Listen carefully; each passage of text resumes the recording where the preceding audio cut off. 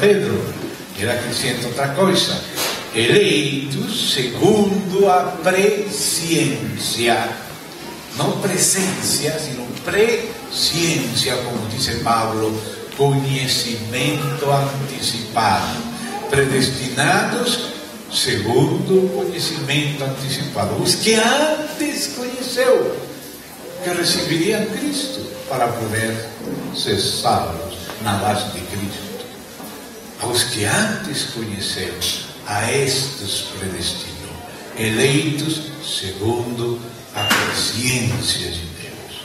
E isso sabia na dispersão dos judeus e também na dispersão dos gentios por toda a terra. Então agora diz, voltando a Pedro 1:3: bendito Deus e Pai de nosso Senhor Jesus Cristo, que segundo sua grande misericórdia, nós, agora quem são estes nós? Os eleitos em Cristo segundo a presciência, os predestinados porque foram conhecidos que receberiam Cristo. Então ele diz: nós fez renascer para uma esperança viva pela ressurreição de Jesus Cristo dos mortos. Ele nos fez renascer. Ninguém pode renascer por si mesmo, por mais força que haja. Ninguém pode renascer sozinho. Nós podemos dizer, tem que renascer, mas ninguém que saiba que tem que renascer pode renascer, por mais força que faça. É preciso anunciar o resto do Evangelho. Não só que precisa renascer, sino como Deus me faz renascer, recebendo Cristo pela fé. Assim se renasce, não sabendo que tem que renascer e ponto. Então diz aqui: para uma esperança viva, pela essa força da regeneração, a ressurreição de Jesus Cristo dos mortos. E agora fala para uma herança. E aqui você está vendo que que Pedro, pelo Espírito Santo, está falando primeiro uma esperança viva, fala da regeneração pela ressurreição de Jesus Cristo, mas não ficou aí parado. Note, da regeneração que é pelo Espírito que vem da ressurreição, é que nascemos de novo, é nascer do Espírito. E isso, o Espírito, como diz Efésios, é as arras de nossa herança. As arras é apenas o início. Então a vida da igreja de Espírito pertence ao nível das arras, mas o reino pertence ao nível da herança completa. Bem, primeiro nascemos de novo e vivemos pelo Espírito, pela fé, na história da igreja. Mas o Espírito que recebemos para viver por Ele ao longo da história da igreja, como igreja, esse Espírito é as arras, ou seja, o antecipo. É como se Deus entrega a você as chaves do carro.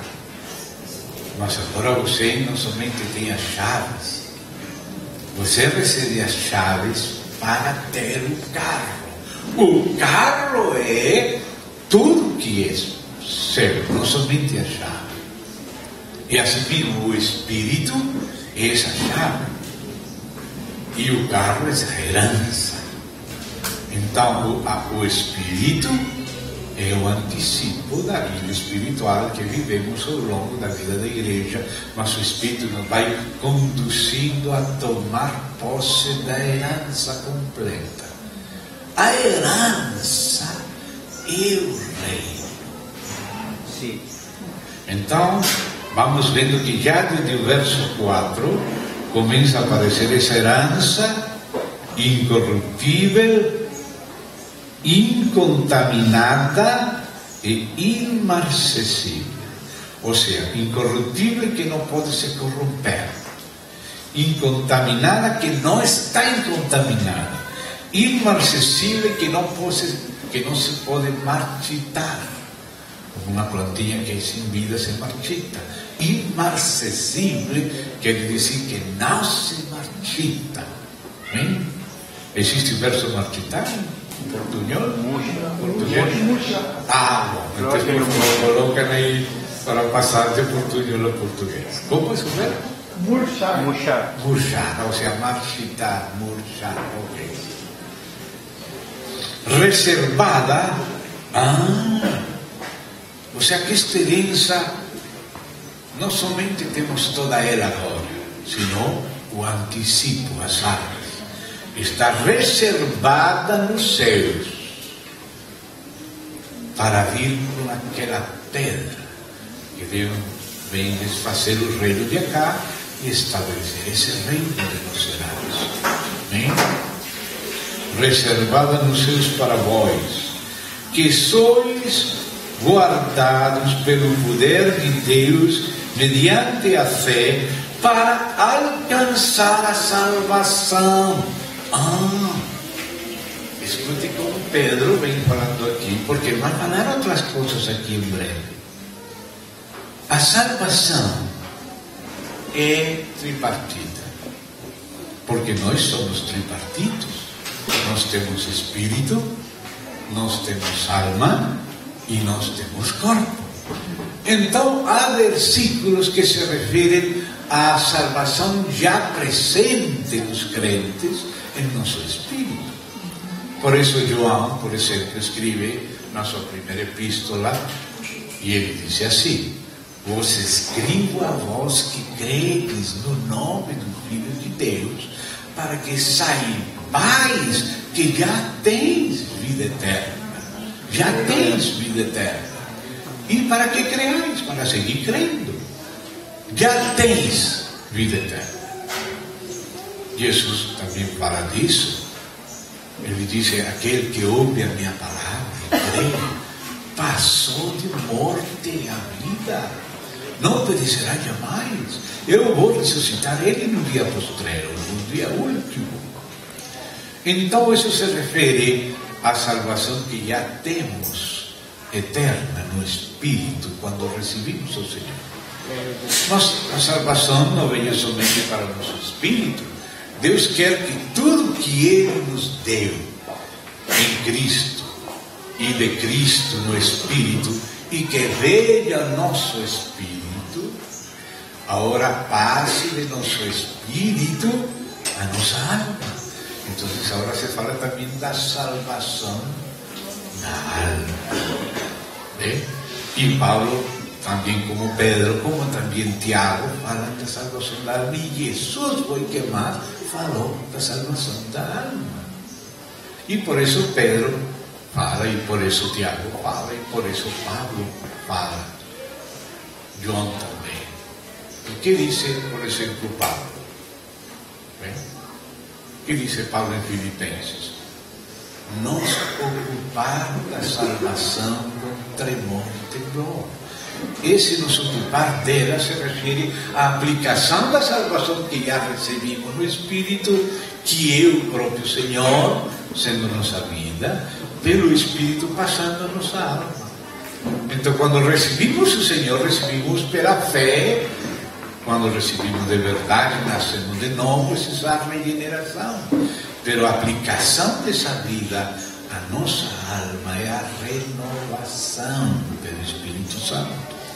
E dela nos ocupamos, ou seja, existe uma salvação que já temos desde que criamos e nascimos de novo, mas que estamos aplicando e nossa alma está sendo salvada, não salvada do inferno somente, não, salvada de si mesma, salvada do seu egoísmo, salvada do seu individualismo, não da sua individualidade, porque a alma é indivíduo e é individualidade, mas individualismo é o egoísmo pecaminoso da alma, e a isso temos que morrer. Mas também a Bíblia fala de uma salvação que se nos trairá, que seremos salvos. Somos salvos nós estamos ocupando de nossa salvação e também seremos salvos. Ainda nosso corpo ainda é um corpo de morte, de humilhação, mas quando Ele venha, quando Ele seja manifestado em glória, nós também seremos manifestados com Ele. Aleluia. Em glória. Amém. E essa é a salvação que se nos trará, a completa salvação de nossa alma, para ser vivida com o corpo glorificado no reino vindouro, que já foi introduzido, mas que apenas em armas. A introdução completa e a salvação completa abrange não somente o perdão dos nossos pecados, abrange a liberação de nós mesmos, abrange a conformação a Cristo e abrange a vida eterna com Cristo. Já temos vida eterna, mas também temos que tomar posse da vida eterna que temos, porque já nos foi dada, mas temos que pôr o pé e usufruir o que nos foi dado, viver pelo que nos foi dado. Algo imputado tem que chegar a ser também infundido, infuso no nosso ser. Não somente somos perdoados, sino nascidos novos. Nascidos, não só justificados, sino na justiça e santidade da verdade, que é a nova natureza, é a natureza divina em nós. Então vamos vendo nesta leitura de Pedro que ele sempre está tendo em conta algo além do presente, porque disso vai falar e já vai sendo introduzido, e por isso é que eu quis ler com você devagar, para que você comece a, desde agora, se Deus nos ajuda, a ver o que vai continuar a falar. Então estamos aí no capítulo 1, verso 5. Vós que sois guardados pelo poder de Deus mediante a fé, para alcançar a salvação que está preparada para ser manifestada no tempo postreiro, ou no tempo final. Ou seja, já está falando do reino, se dá conta? Que tem a ver com herança incorruptível e aquilo que se manifestará na vinda dele, quando essa salvação será manifestada, no qual, ou seja, em tudo isso, não só no perdão dos pecados, sino também na formação de Cristo, também na transformação e ressurreição e transformação, também na vida dele, para receber ele, sendo arrebatados para lhe receber no ar, e vir com ele, pôr os pés com ele na terra, no Monte das Oliveiras, e entrar com ele no reino, primeiramente milenial e logo reino eterno. Amém. E isso é a salvação completa da qual ele está falando aqui. Aleluia. E essa é a salvação completa da qual pregou Cristo, e é Cristo. Então, por favor, não vá pensar que Cristo se refere só ao perdão dos pecados, o andar no Espírito. Também se refere à salvação que se nos trará quando seja manifestado. Isso também é parte da salvação de Cristo, ou seja, por meio de Cristo, completa salvação. Então disse, no qual, se nessa salvação que está preparada para ser manifestada, não só agora, que agora também já para o Antigo Testamento e o tempo postreiro, mas aqui fala o tempo posterior para a igreja, na segunda vinda de Cristo, na instauração do reino, no qual vos alegrais, ainda que agora. Então anotem, que está para ser manifestado, ainda que agora. Está fazendo um contraste, o que é agora, ainda por um pouco de tempo, é tempo de armas, contrastando-lo com o resto dessa grande salvação que vem falando. Então disse, ainda por um pouco de tempo, se é necessário, tenhais que ser, aqui Pedro foi mais leve que Paulo. Eu vi o Espírito Santo, mas por que estou falando assim? Porque Paulo falou claro, disse, é necessário que através de muitas tribulações, e ele aprendeu como falava Deus, se alegrar nas tribulações. Se alegrar nas tribulações. E Paulo falava, é necessário que através de muitas tribulações entreis no reino de Deus. Agora, Pedro não falou, é necessário. Se é necessário. Bom, parece que tem alguns que é necessário e outros que parece que nós sabemos. Quem se atreverá a dizer que ele não precisa passar por nada disso? Bom, deixo isso com você. E disse, se é necessário, tenhais que ser afligidos em diversas provas. Não é numa, por este lado, pelo outro lado, por todo lado. Se o próprio Filho foi provado, Deus conhecendo o Filho sendo a esfera eterna do reino de Deus. Mas não era para com o Filho, era para conosco, que o Filho tinha que ser provado à vista das criaturas, para conhecer quem é que é o Senhor dos senhores e Rei dos reis. Para quê? Para quê? Afligidos em diversas provas, para que sometida à prova a vossa fé. Não estou lendo somente Pedro, aqui estou lendo Apocalipse 15:2. Vamos ler Apocalipse 15:2 para que veja que Apocalipse 15:2 se pode ler em 1 de Pedro 1:7. Assim que não deixe Pedro, porque voltaremos a Pedro, mas para compreender Apocalipse e compreender a Pedro, vamos ler juntos. Olha o que fala aqui 15:2. Vi também como um mar de vidro misturado com fogo.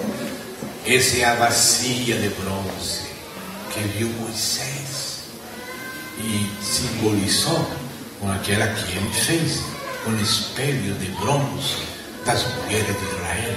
Também houve que passar o dilúvio. Também foi necessário ser batizado no mar e na nuvem. E agora os vencedores do fim, você e eu. Dice, mar de vidro misturado com fogo, e os que tinham alcançado a vitória. Se fosse somente a vitória sobre alguma coisa menor. Sim, tem que ser a vitória sobre o pecado, os pecados, a carne, e também a vitória sobre o mundo, sobre o principado, sobre o diabo, e também sobre a besta, e também sobre a imagem da besta, que é a abominação desoladora, e também sobre a marca da besta, e também sobre o número da besta. Olha, esses vencedores, tudo que tiveram que vencer e permanecer em pé. E disse, em pé sobre o mar do vidro, com as harpas de Deus. Agora olhamos Pedro outra vez.